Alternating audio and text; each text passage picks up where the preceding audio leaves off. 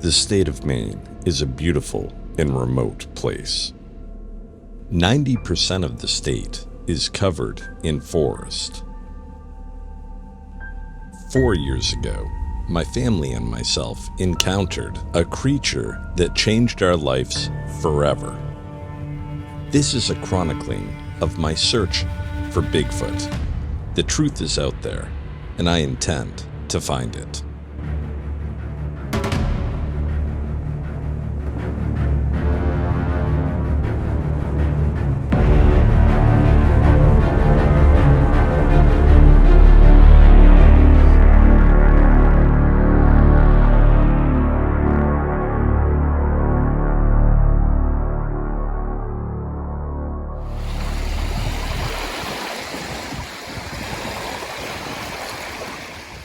Kevin, tell me what attracts you to Mt Kineo.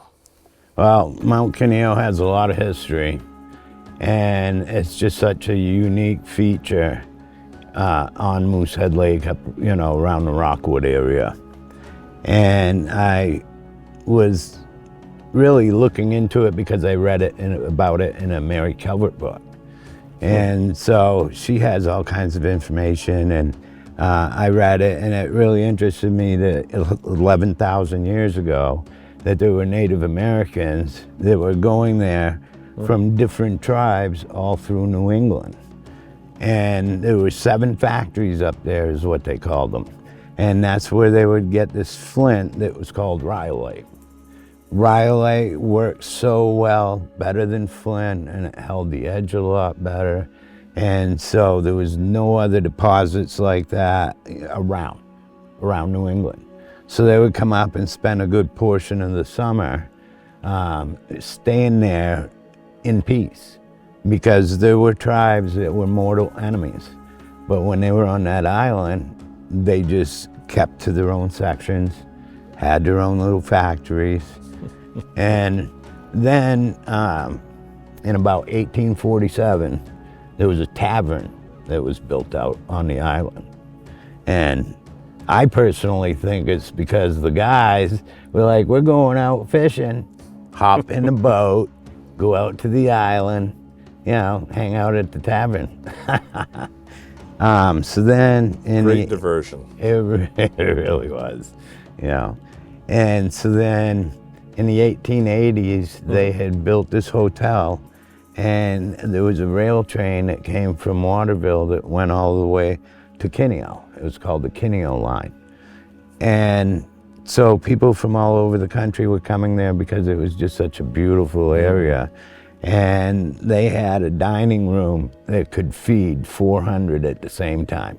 Goodness. One dining room. Some of the richest people at the time, the steel magnates and those kind of people, they would go up there all the time too. So that area is rich with Bigfoot history.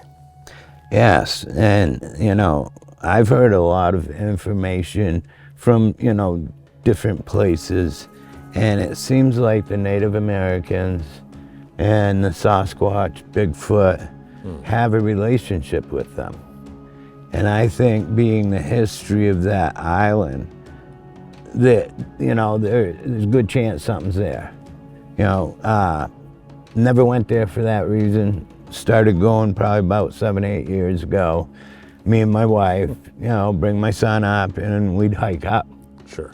But this one time, just 3 weeks ago, I went up with my son, he's 27, and then my wife, and we went to Rockwood and took a ferry. They have a ferry that goes out to the island. Sure. And you can get off there, and like every 45 minutes it comes.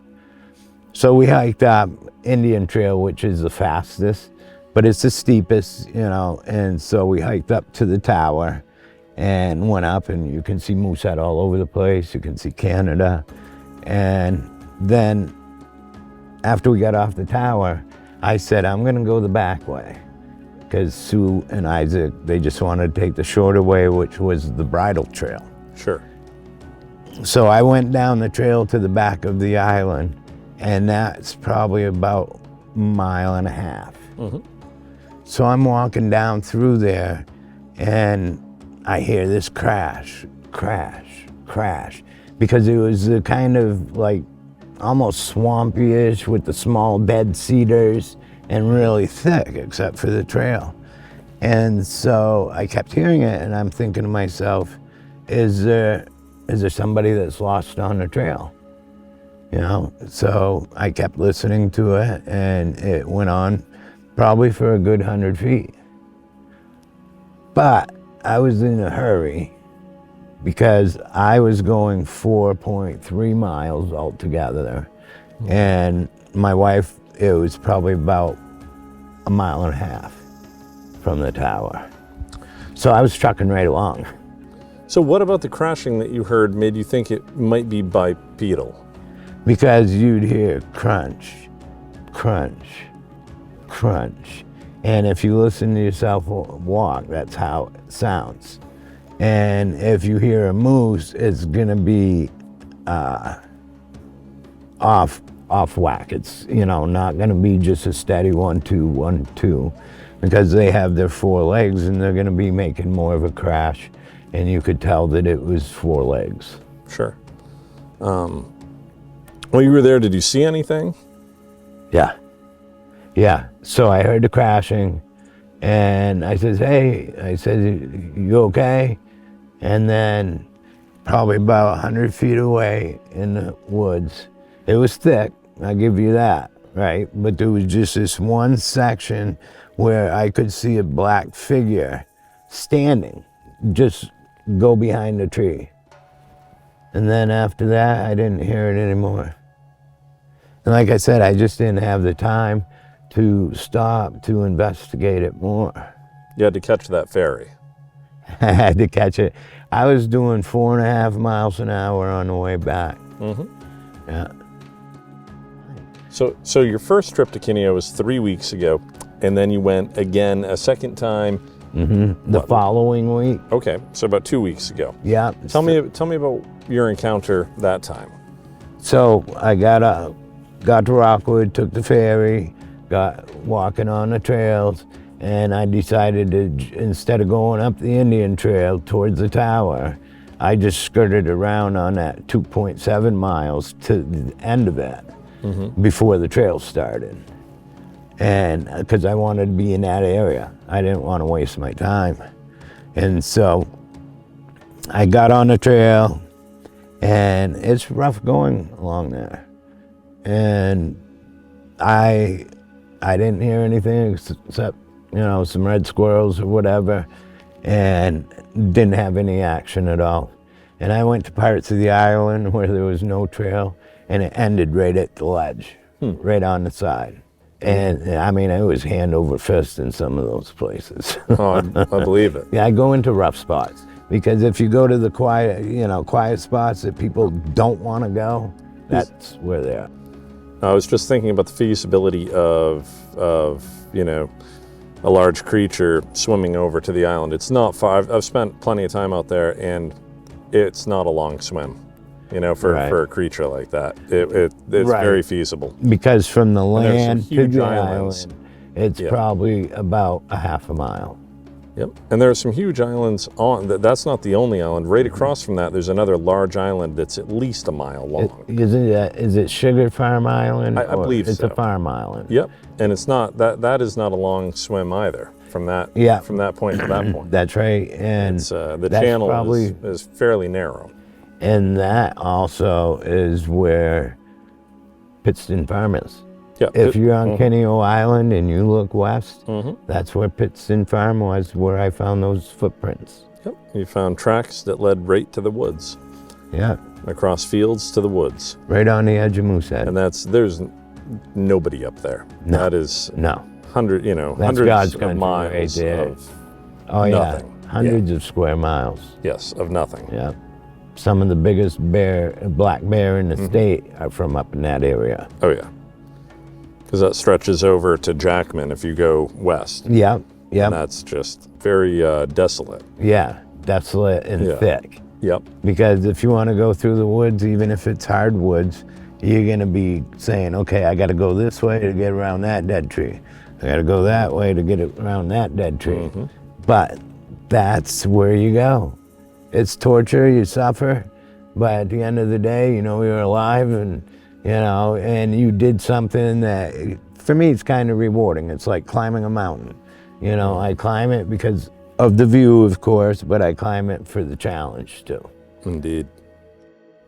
In our different investigations, we keep coming across wood structures.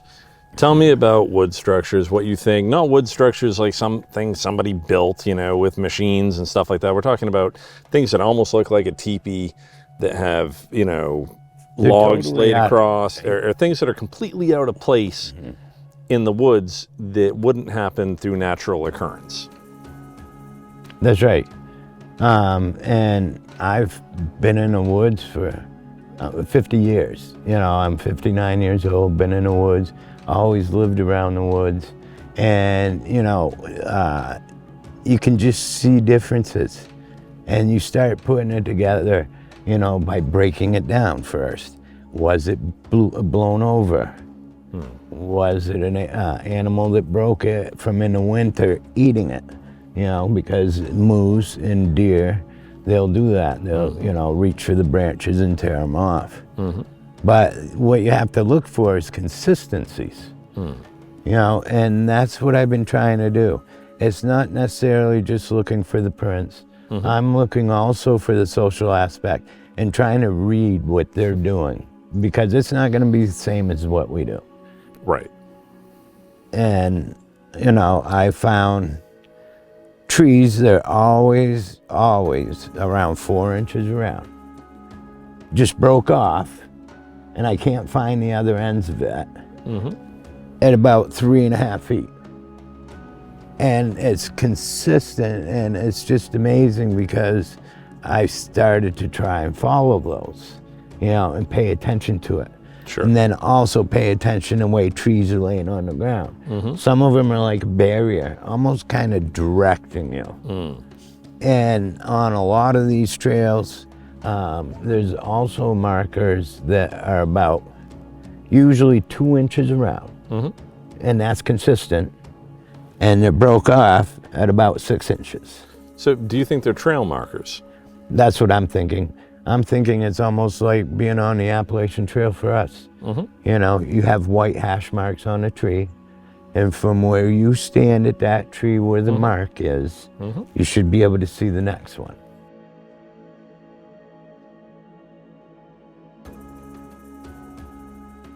I was looking at it, and then I noticed something on the end of the X on the top part of it.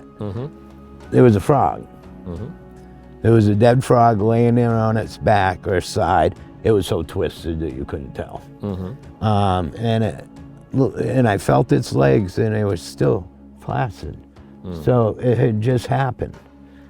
I've long thought that frogs are a food source for Bigfoot. I've long thought that. And it makes me think, you know, when I draw that whole thing to the orangutan, it being the closest relative to Gigantopithecus, the orangutan happens to be a primate that it's an omnivore.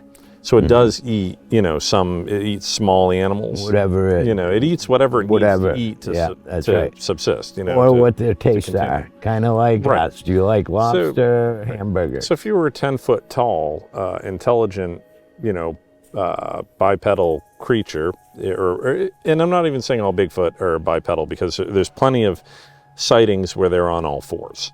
So I think that might just be a position they're in, right, you know, to maybe move faster, or, you know, because if they want to, they could probably do that, you know, I think go faster. I've heard a lot of people talk about crab walking and how they get down low to the ground. It's almost like, you know, doing a push-up in a star position. Yeah. And they just move on the ground quickly that way to stay hidden. And, you know, I mean, if you were 9 foot tall creature, that'd be a great way to stay hidden. If you could get down, you know, 1.5 feet, you know, stay on the bush level, and if you could move quickly that way. Yeah. Which I believe they can. I believe they're very graceful, that they can glide between trees and move in utter silence. That's why, you know, the tracks disappear sometimes, or you'll just see one random footprint, because if you were pulling from tree to tree and you just step down for a second with 1 foot as you're pulling, that would account for why there's just random footprints in random places. I don't hoop, whoop, or knock on trees because sometimes areas can be compromised and somebody else might be out there doing the same thing. So if I hear knocks and stuff, you know, I know that if I'm in a really deep area, that there's no possibility for a human. That's one thing, but when you're in closer to the population, there might be people in the area doing the same thing. There's no real science when it comes to Bigfoot right now. Right. So what if that knock means something different than we think it does? What if that whoop means something different? What if your whistle means something different? We don't know. We just know what to do to attract attention so that we can get a little tiny bit of action in the woods. Yep. And then it usually cuts off. Yeah. You know, when it gets close to you to a point, when those noises get close enough to you, yes, that's when it usually cuts off, because that's when they don't want you to know where they are. Unless they want you to, and that's one thing about this family. They've been so close to my house, and I've gotten quite a few vocals from them, and it was almost like they were communicating with each other. But like you said, to your point, as far as not understanding, that's one of the reasons I don't do that, is because I don't know what their message is. Are they saying, hey, I'm over here? Are they saying, who are you? You know, if it does 2 knocks, what does it mean? And it's important to distinguish that where you live only has a population of 470 people. Yes, exactly. So it's very low. And then from there population. north, I mean, we're pretty much in the foothills to the western mountains in Maine around Sugarloaf. I mean, it's just loaded with 4,000-foot mountains. Oh, yes. You know, and it's possible that some of them come down from the mountain in the summer and then go up there in the winter. Yeah. You know, or vice versa. Or vice versa. You know, That's what I was thinking. Yeah, come down. There's a lot of winter sightings. There's been winter sightings in Turner, which is only 20 minutes from where we are right now. I have footprints. Minutes. Yeah. You know, from snow. So that's what makes me think that they don't move necessarily. But if they do, they have a system of trails.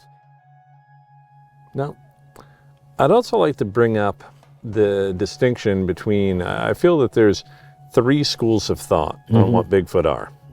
There's guys like me who feel they're, you know, a primate. That's what I think it is. I think it's an endangered species that, for whatever reason, hasn't been, you know, conclusively discovered. There's a lot of evidence, but like you said, and then the mountain gorillas. They didn't, you know, what was it, 1932? It was 1902 when they discovered them, and that's, I believe, the deforestation was a factor there. I mean, that's, but the amount of population in that area compared to where we live, I mean, it's so dense in the Congo. There's probably a lot of legend that went along with that the locals and, you know, indigenous people. And that accounts for, you know, 1,000 mountain gorillas in the wild, which I brought up in the last episode. You know, in fairness, there's 330,000 or something like that, over 300,000 lowland gorillas across Africa. But in that area, there is only a population of mountain gorillas of 1,000, and they were not discovered till 1902. Right, so and the legends probably go back the legends hundreds of predated years. Right, and so that's one school of thought. Then there's a school of thought where people think they're a human, where, you know, during evolution or whatever, that there was a different type of human, or, you know, that they're more human than they are ape. You know, because there's people that get very offended when I refer to Bigfoot as an ape. They get very offended by it. They take it personally. Yeah. And it's but in Native American lore, you know, some indigenous peoples in different countries like Canada, Northwest Canada, where some of them think that they were shamans that went into the woods to become enlightened, and then they never came back.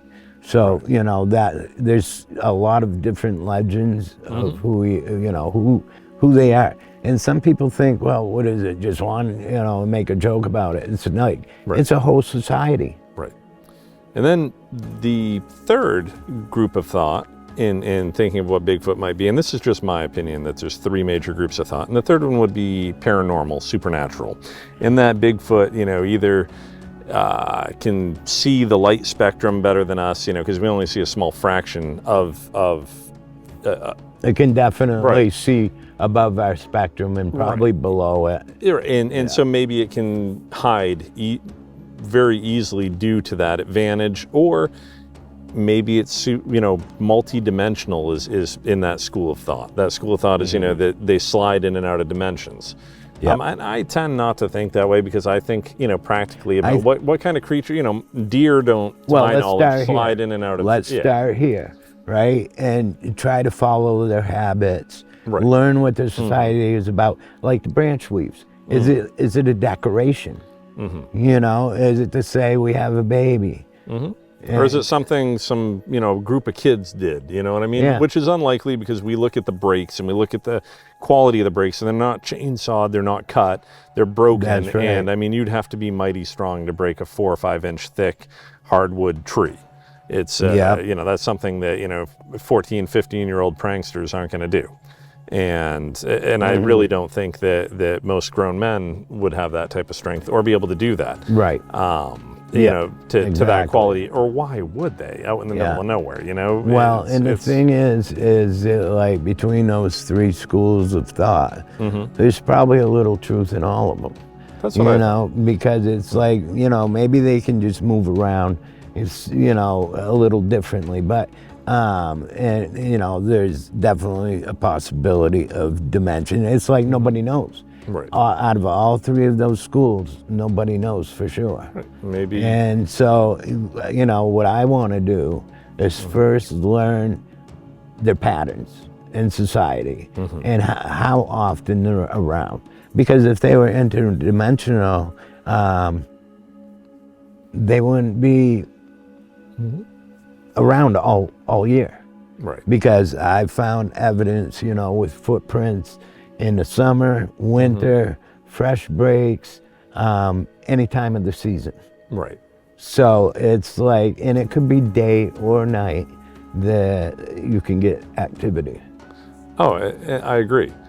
And I always think about night and how their vision might be if they are at night, because there's one primate, because I'm in the school of thinking that they're a primate.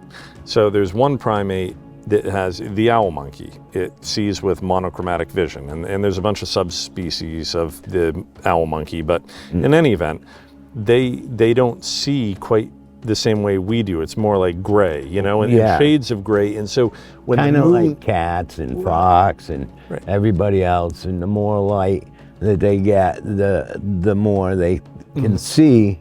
It certainly has to be that, because they wouldn't be able to move it any other way at night. Now, the owl monkey can see at nighttime, so when it's a full moon, that's when they get more agitated. That's when they make more noise. That's when they do more things. Yeah. So, and there are a lot of Bigfoot sightings around the full moon. And so I've always wondered if perhaps that, is a contributing factor. Kind of correlated with each other. Right. That works together a little bit. And I was also thinking about their advantage of smell, because a gorilla can smell you at 300 feet away, no problem. 300 feet away, it can smell you if it's it's downwind to you. So and you can't be totally silent. Right. And their hearing must be spectacular compared too. to ours. Yeah, absolutely. So they can just, like if you go into your house and there's somebody in there that you don't know, a lot of people can sense that there's just something wrong here. And it's just an intuition, I think, some of it. Well, I have an interesting theory that I think that quite possibly the majority of sightings are either juveniles or the elderly in the Bigfoot community. Because those would be the people that maybe, the juveniles might get excited and not be adhering to their senses as well as an adult would. Well, the same way an elderly Bigfoot would do that. Because it's like, that area I was talking about where it's the cedar swamp, and I found a lot of structures and a lot of interactions, and I really think that the the children and the elderly are all taking care of each other, you know, and Right. I think it might be the females. It could be the males. They could be protecting them, and the females are out hunting, you know, because you look at the lions, how the males stay with the kids, and the And the female women, goes out and hunts. Yep. So it's almost like a natural instinct that you want to protect your young because that's your next generation. Yeah. So, you know, good possibility. No, it's like that in any creature.